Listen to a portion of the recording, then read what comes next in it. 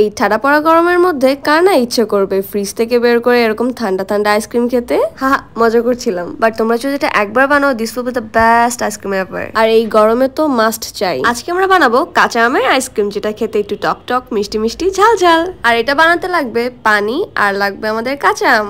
এখন এই কাঁচা আমটাকে আমাদের সিদ্ধ করে নিতে হবে। আর কাঁচা আমটা এরকম সিদ্ধ হয়ে গেলে এগুলোকে উঠিয়ে নিতে হবে, আর পানিটা ফেলে দেওয়া যাবে না, কজ পানিটা আমরা পরে কাজে লাগাবো। এই বয়েল করা আমগুলো একটা বোলের মধ্যে উঠিয়ে এখন একটা ব্লেন্ডার জার নিয়ে এর মধ্যে আমগুলো দিয়ে দিব।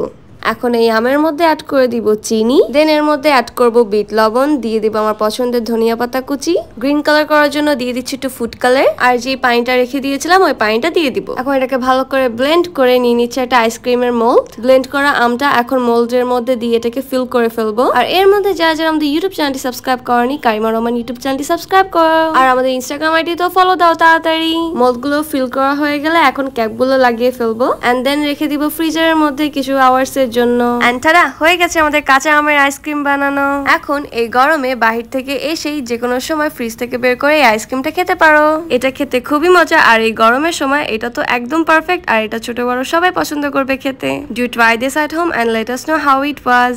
See you in the next video with new recipe. Allah Hafiz.